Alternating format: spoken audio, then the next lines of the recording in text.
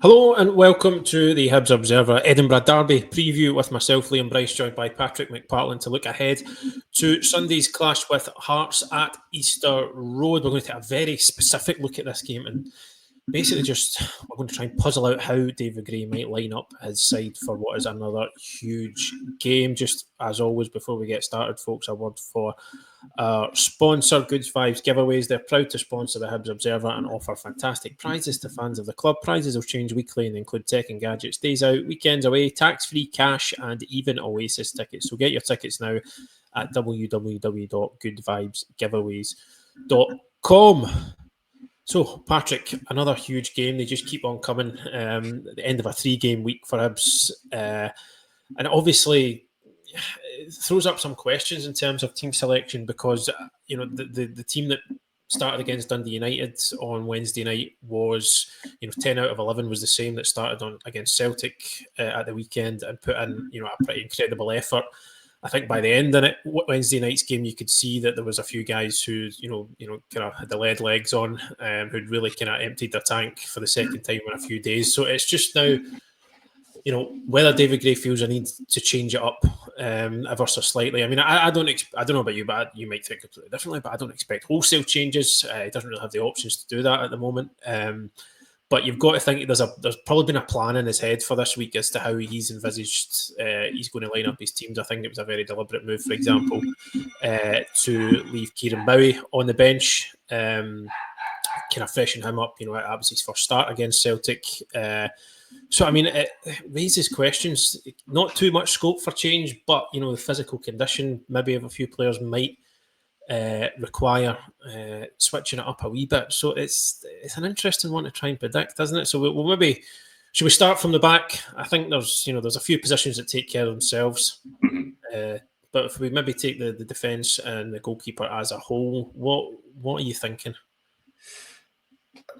I haven't really seen an awful lot to suggest that there needs to be any changes unless there's any injuries or knocks picked up in the game against Dundee United. Obviously, when you've got 3 games in 7-8 days, when you've got the intensity of the performance against Celtic and then how long Wednesday night's game was as well. I think it's just about making sure everyone's kind of come through that game, and unscathed in one piece. You mentioned there about the power of effort that you've been putting in, and watching the players kind of running on fumes at the end of Wednesday's games. Wednesday's game when they've been playing, sort of like 90 plus minutes on Saturday, and then another kind of 70, 80, 90 plus on Wednesday night. But I think one thing about this team is that it's very athletic. I think it's very fit. Just in general, I think you see players are able to go for as long as they are going. Which has obviously made a difference when you look at the number of late goals Hibs have scored.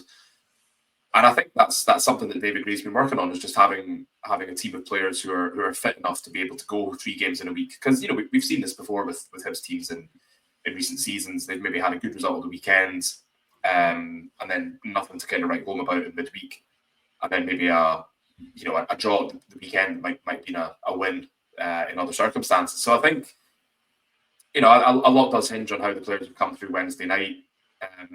But at the same time, it's an Edinburgh derby. You think there must be a lot of players there who, desperately don't want to miss out on being part of that, whether it's, starting, whether it's coming off the bench. And I think a lot of the time for these games, adrenaline is what gets you through as well. So, there may be, that might come into it as well. It's who can sort of like handle the occasion best, who will be able to drag themselves through it. I think, when you look at Rocky Bashiri hurtling back to the goal line to clear that effort from Jota against Celtic, and then sort of shouting at the referee and then getting subbed off. I think that kind of tells you like how this team is operating at the minute. That team spirit. They will. I think I forget which player it was, but somebody earlier this season, might have been Rocky, might have been somebody else, basically said that it was Jack Iredale. Jack Iredale saying that he would go into battle with his teammates. And, it sounds like a very cliche football thing to say, but I think that just sort of sums up the kind of team spirit that they've got. And that, if there's 1 or 2 players flagging towards the end of the game, then they've got, 9 or 10 colleagues to help sort of drag them through it. And I think that's what we're seeing quite a lot from this Hibs team. So I think on that basis, I don't think you change the goalkeeper. I don't think you change the back three unless you have to. It's very settled, that back three now, isn't it? And that sort of understanding for Jordan Smith as well. You've seen how much of a difference that's making. How much sort of comfortable the defence are. They know where everyone's going to be. Yeah, there's still the odd moment here and there. There are a couple of hairy moments on Wednesday night, but you can maybe put that down to tiredness or just the kind of having the 3 games inside the week. Nobody's perfect. So there are going to be mistakes and errors. There's certainly fewer individual errors than there were at the start of the season. And quite often, if there is a mistake or if somebody does, muck up, there's somebody else there to kind of tidy up. So it's less impactful than it has been. So I think, it's having a kind of good backbone, having a good spine, has been key to this run that Hibs are on, and that obviously starts with the goalkeeper and the defence. And I think you look at the understanding there, and you just think, even when they were bringing Lewis Miller in to kind of cover at right centre back instead of Warren O'Hora, that was still, it still worked as a unit. It still worked, as a strong kind of defensive collective. So. I think David Gray will be thinking the same. That's certainly one area of the pitch you don't want to change unless you absolutely have to. Yeah, I think it's probably the area that you would say is least likely to switched up, just because that 3 have gelled so well together. There's such a nice balance there, and obviously Jordan Smith brought an added level of sort of security and trust behind them. So I suppose, if you look at the wing backs, Nicky Cadden, so influential so far this season, you'd expect him to play.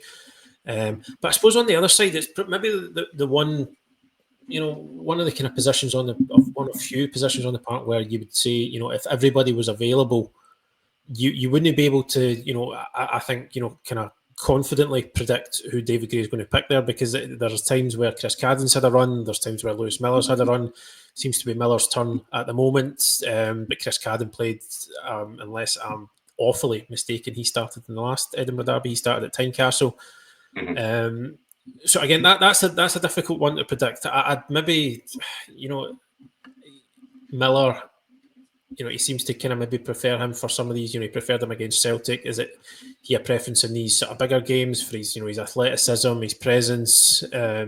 He gets forward. You could argue that I think Chris Cadden's maybe more secure in possession. Doesn't maybe turn the ball over as much as sometimes Lewis Miller does if he's having an off day. But that is that kind of area where there's still you could make a real case for either.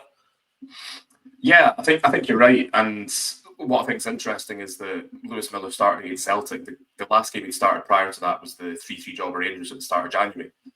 And I think that, you made a good point there about being almost sort of suited for certain types of games. And I think Miller sort of certainly seems to thrive on the big occasion. Not always positively. I mean, he's certainly, as you say, very athletic. He's a threat at set pieces. Yeah. Having that additional height when you're defending set pieces as well is useful. He's good at sort of like rampaging forward, but as you say, there's sometimes a tendency to maybe like turn the ball over. And I still think he loves a slide tackle a little bit too much. I think there's certainly times where you think you didn't need to slide tackle that one. That was, and sometimes you can see him thinking about it. He's thinking, I could stay on my feet, I could check out the player, I could go in, I could do a slide tackle. It's just too tempting. But I mean, joking aside, there is a real argument for playing either. I think with Cadden you have some sort of consistency, and I think you kind of see when Boyle drifts wide. I think the two of them sort of link up quite well. But we're saying it's another big game. It's probably going to be a bit of a battle as well. And I think it's interesting that Miller kept his place for the Dundee United game on Wednesday night. I thought that might have been one where Chris Cadden might have come back in. But I suppose if you're David Gray, you don't want to be changing players all the time. You don't want to be rotating unless you really have to. And you maybe look at the way Miller performed against Celtic. And I've been critical of Miller at times this season. There's been some games where I felt he's not really had his head in the game, and there's certainly been mistakes. Even if you look at the last derby, Easter Road, he kind of switched off at the back post, which allowed James Wilson to equalise. So it's that sort of thing will probably be at the back of David Gray's mind when he's thinking about his team. And I suppose it's just about, in some level, it's about weighing it up and saying, will the positives he brings to the performance of the team outweigh the risk of any negatives? And I think it's obviously like that with a few players, but it seems very difficult to call. I wouldn't be surprised to see either of them start. I think I wrote a piece about David Gray's use of substitutions, which went live on the Hibs Observer site on Friday morning, and I think looking at that, it's quite clear that he's putting a lot in this sort of approach of, the 11 that starts the game is never the 11 that finishes the game. And it's not so much about having substitutions, it's about having finishers. So depending on how the game's going, Miller could be a good option to have off the bench, or Cadden could be a good option to have off the bench. And I think it just depends on how David Gray wants to play it, how what game plan he's got in mind. But I think as well that there is an element to, when it comes to Derby, you kind of want players who kind of understand what it's about. You want players who know what it means. I'm not saying that Lewis Miller doesn't at all. I'm not saying that any of the Hibs players there don't get it. But, Cadden, I think, has obviously played in a lot more Edinburgh derbies than Miller. Something would probably be along with the stats to say it's like equal or something like that. But it feels like he's played in a lot more Edinburgh derbies than Lewis Miller. And I think he's a kind of safe pair of hands almost. And it's just whether or not you want to sort of eschew the safe pair of hands for the kind of unpredictable benefits, if you like, that Miller might bring in. But it's one that I think is really difficult to call.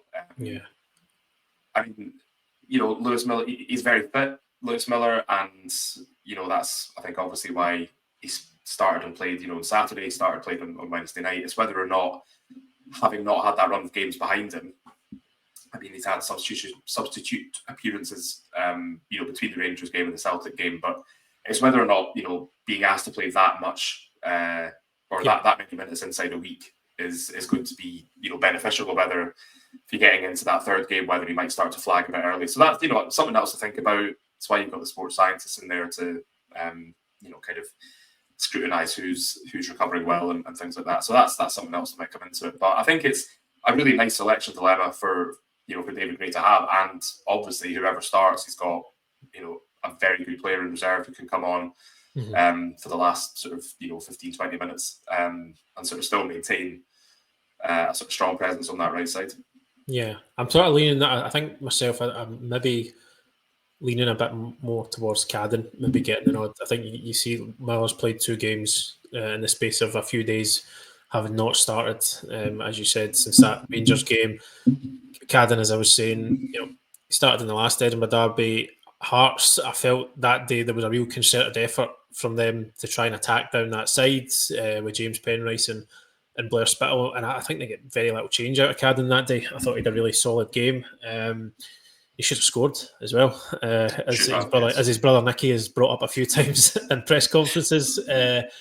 So for me, maybe I'm kind of thinking towards Cadden, but at the same time, you wouldn't, not to plonk myself firmly on the fence, you wouldn't be overly surprised if he does stick with Miller.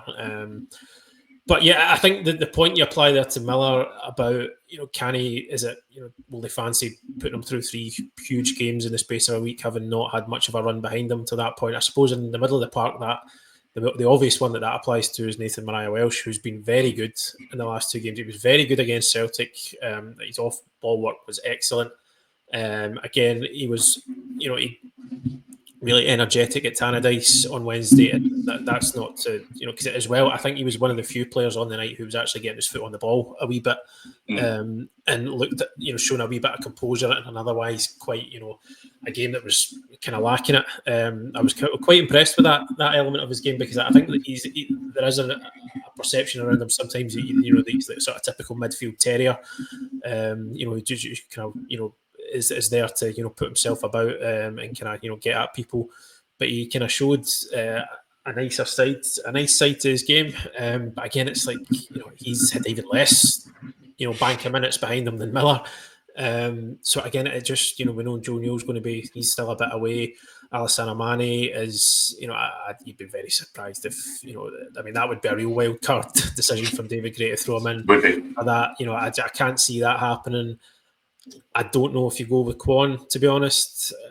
I've not, I kind of not seen enough from him, to be honest, to kind of suggest that you need guys in these games who are going to make an impact. And I think Kwon's biggest issue in a Hibs shirt has been he can be neat and tidy, he gets about the park, but he doesn't really have significant impacts on games for me. So again, that kind of takes you back to, Dylan Levitt's obviously been struggling as well. It takes you back to Mariah Welsh. And does he ask him to go again? I think he does, and I think it's also probably important to point out that Mariah Welsh hasn't done anything really to warrant being taken out of the team. If he's fit and he's ready to go for another 75 minutes, then the shirt says, as far as I'm concerned. I think he's performed quite, or he's kind of got quite a good partnership in there with Triantis, and I think we've said this about Nectar Triantis and quite a few players, that he seems to form good partnerships with them, and I think that's says a lot about Nectar. It says a lot about his he brings good things out of other players. That does sell on, doesn't it? Exactly, and I feel.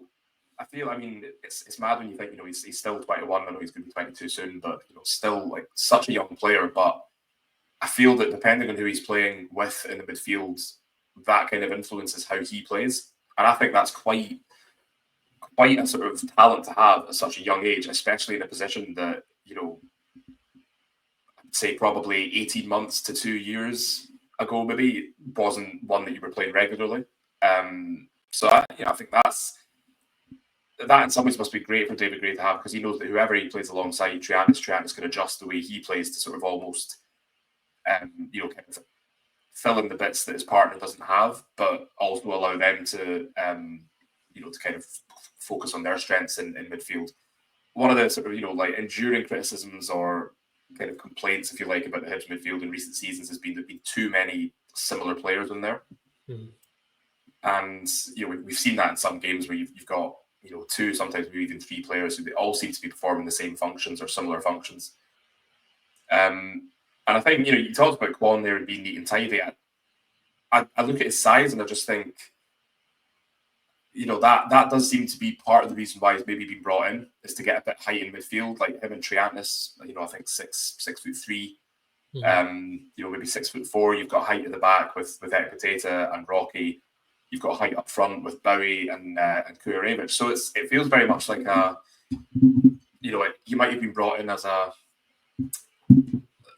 just I suppose that a bit of, I don't want to say physicality, because he's not a bruiser, he's not an enforcer or anything like that. But he's got that height and just like a bit more of an imposing figure. When you look at Mariah Welsh, who's a lot more. I feel he's almost more of an imposing figure, despite being a sort of smaller in stature. But you make a good point about Alassane Mane. It'd be a real wild card to throw him in for his first start in a derby. It's happened before on both sides, and it's worked wonders in some cases, and others not so much. And as you point out, I think it's about who's on form. It's about who can sort of do what's required in a derby. And I think you could say there's maybe a role for Kwon off the bench, possibly, depending on how the game's going. But I mean, he didn't come off the bench on Wednesday night, and I don't think, certainly not Triantis, and I would say not Mariah Welsh either. Neither of them have done anything to warrant being taken out of the team. Obviously, fitness depending. But I think that's 6 points out of 6 with Triantis and Mariah Welsh playing as a duo in that midfield. I wouldn't see any reason to change that. Yeah, I'm inclined to agree. So just to round us off, I think, it feels like if, I know he was knackered by the end, the time he came off on Wednesday, but you think... We were all knackered on Wednesday. Yeah, we are. Emotionally drained. I think Josh Campbell, he'll play if, if he's come through all right. David Gray obviously prefers him in these big games. He gives you so much off the ball.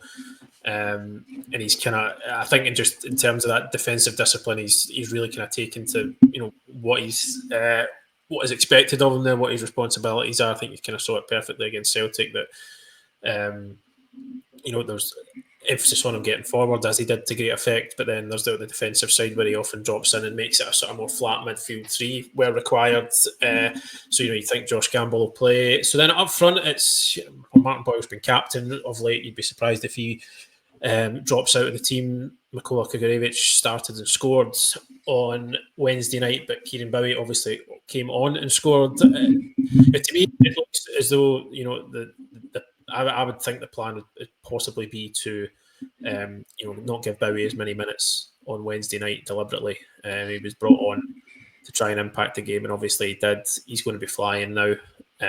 I would be surprised, if he doesn't start now on Sunday. I do think that Kieran Bowie will come back in for Kukarevich as that kind of final piece of the team. I think it is. I think perfectly understandable when you saw the effort that Kieran Bowie put in on Saturday against Celtic in his first start, and he spoke afterwards, and it was, how was that? I'm knackered, and I think you could see that. Like, you could see he'd really kind of put an awful lot into it. And he's obviously he's young, he's got that athleticism. I think he's naturally like a fit guy. And when he's been building himself up after this injury, and David Gray was constantly saying, we've had to kind of keep the reins on a little bit because he's desperate to get back. And you think that it might have been with a view to him coming back and sort of being in kind of peak condition for this run of games. And Hibs are just such a different beast with him up front.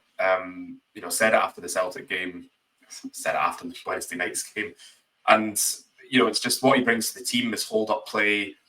Even if he's not scoring, he's heavily involved. And, I think it's been difficult for Kukarevich. I think he took a bit of a while to get back up to speed after coming back from injury. He looked pretty ordinary against Clydebank. I thought he looked better against Ayr United, but still, struggling a little bit to get into the game. And, maybe not so surprising that he was sort of taken out the side a little bit. But I thought, there were still moments on Wednesday night where, maybe, if it had been Bowie, then, the ball might have stuck. There might have been, more sort of opportunities for attempts on goal. But I thought he did well overall. He took his goal well. And, I think that's good for him. That'll be a sort of a confidence booster for him. He obviously scored in the last derby as well. So there's that element of it. And, if you've got your two sort of strikers who are probably vying with each other for a starting berth and both scoring in the previous game, they both played a role in the previous two matches, which have ended in sort of comfortable wins, well, fairly comfortable on Saturday. I say that's not true at all. Neither of them were comfortable. Ignore me. Two wins and hard games, we'll say. Getting cocky now, 6 points out of 6. But I think, there would be an argument for starting Kukarevich against Hearts and saying, well, he did well against Dundee United from the start, and then you bring Bowie off the bench when, the Hearts defence are maybe tiring because they've also had the 3 games inside a week. But at the same time, that is an awfully big risk to take. Mm-hmm. And, similar as to what we saw on, we saw Hibs do it against Celtic, and then I think we saw Dundee United do it against Hibs. That sort of fast start, getting something early on. So I think it sort of comes down to which player's going to give you sort of, the better chance of having a fast start. Not necessarily by scoring themselves, but just by being able to be part of something like that. And I think, I think everyone out there would be saying Bowie. And I think, you get another sort of 60, 65 minutes out of him. You then got Kukarevich who can come on and kind of still maintain that sort of, having a big lad up front to, so you can play high balls to them, but they're also quite good at the ball at their feet. We look at set pieces as well. Hibs with their 15th league goal from a set piece against Dundee United with Kukarevich's header from the corner. So, they're both threats from set pieces, defensively good to have in the team. And, but I go back to what I was saying at the top of the video, that it really is just, you've got 11 starters, but then you've got finishers as well. And it's, how do you want to finish the game? How do you want to play? How are Hearts going to play as well? How are you going to seek to kind of nullify their threats and play on their weaknesses? But, I agree with you. I think it looked very much like the minutes that Bowie got on Wednesday night, and the fact that he didn't start either looked like David Gray had almost already made up his mind about a team for Sunday, or he just wanted to give himself, put himself in a situation where arguably either striker could start and he couldn't have too many complaints. But I just think, I go back to what I was saying before about Hibs looking like a totally different beast with Bowie up front. And I just think, derbies can so often be attritional no matter how the two teams are playing. And sometimes, you just need a bit of quality. You need someone who can produce something. I think you need someone who can, if they're given a one-on-one chance, that they take it. And I think, for that reason, Bowie is the one who's going to get the nod. He's the goal he scored against Dundee United in midweek. A very well-worked goal, but, a difficult, quite a tight angle. And he's got to try and get it across the goalkeeper and like high enough and wide enough that it's going to go in. And I think for me it's got to be Bowie starting up front. I thought him and Boyle actually worked really well together against Celtic. That's another thing to take into consideration. I think for me it's got to be Bowie, but it's maybe not as easy as a decision as it might have been a couple of weeks back. Yeah, definitely. I just wonder if that goal Wednesday night is the kind of moment where you're sort of like, Hibs have got kind of no choice but to sort of let Kieran Bowie off the leash now, because he'll take so much from that, I think. Because he was saying, that was one of the things he said after the Celtic game, he's, I just need a goal now. So you could tell that was, he's happy to be back, but that was already on his mind. So it was quite a time to get one. Who knows, it might pick up another one on Sunday, but we're going to leave it there for just now. If you're heading along to the game, folks, do hope you enjoy it, or wherever you're watching. Indeed, we'll be live at full time on our YouTube channel for an instant reaction, whatever the results. So do keep an eye out for that. For now, though, thank you very much for joining us. We'll speak to you again soon. I hope you enjoy your weekend. Cheers.